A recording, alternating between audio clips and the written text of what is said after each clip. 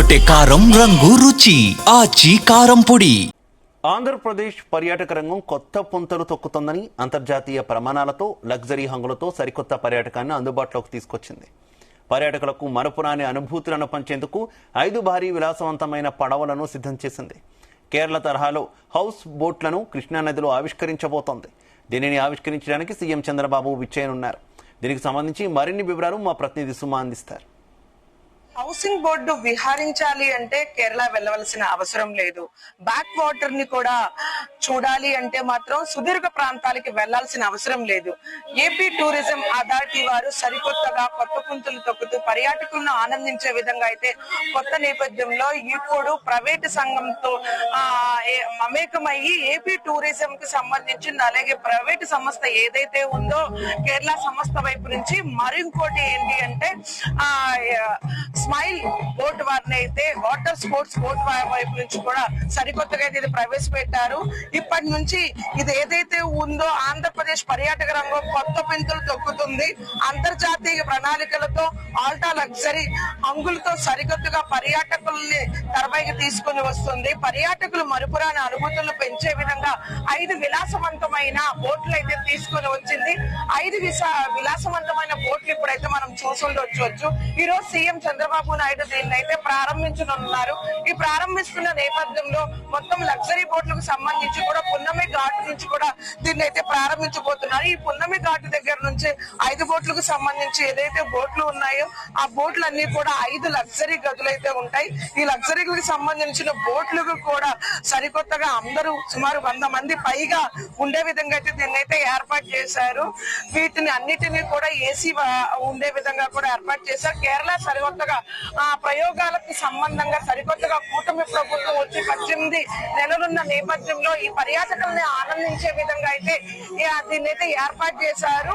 వీటికి సంబంధించిన పున్నమి ఘాట్ నుంచి సుమారు పవిత్ర సంఘం సంబంధించి కూడా సుమారు 20 కిలోమీటర్ల దూరంలో అయితే ఇది ఉండబోతుంది. ఈ 20 కిలోమీటర్ల దూరంలో కూడా పవిత్ర సంఘం సంబంధించి అలాగే కృష్ణా నదికి సంబంధించి కూడా 20 కిలోమీటర్ల దూరంలో ప్రయాణించే విధంగా అయితే దీన్ని అయితే ఏర్పాటు చేశారని చెప్పాలి. ఇది కూడా సుమారు 100 మంది పైగా కూర్చొని తినే విధంగా అయితే దీన్ని ఏర్పాటు చేశారని కూడా అంటున్నారు. ఇంకా మొత్తాన్ని చూసుకుంటే విజయవాడకి సంబంధించి కృష్ణా నదిలో పర్యాటకంగా ఇకపై రాత్రి వేళలు కూడా కలకల్లాడే విధంగా ఉంటుంది. ఇక్కడ 2 భారీ లగ్జరీ బోట్లు అయితే ఏర్పాటు చేశారు. ఈ భారీ లగ్జరీ బోట్లకు సంబంధించి ఏదైతే ఉందో ఒకటి వచ్చేను ఆ ఫంక్షన్స్ కానీ వేడుకలు కానీ చేసుకునే విధంగా అయితే ఏర్పాటు చేశారు.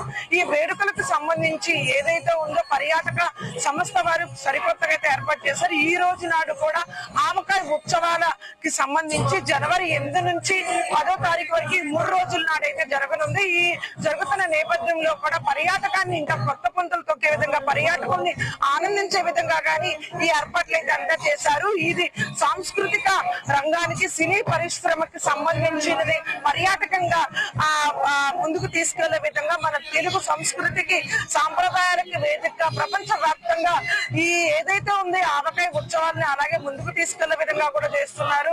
వీటికి సంబంధించి మొత్తాన్ని కూడా ఏర్పాటు చేయడానికి కూడా CM Chandrababu Naidu deputy CM వారందరూ కూడా ఇదైతే వేడుకైతే రానున్నది ఉంది.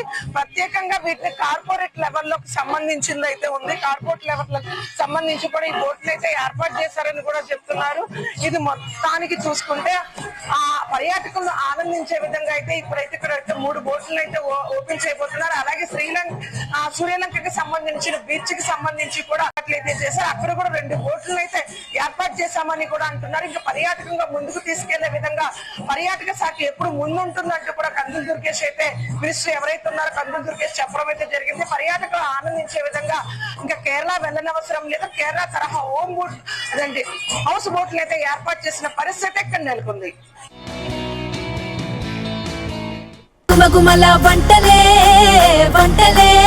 అదరగొట్టే కారం రంగు రుచి ఆచి కారం పొడి.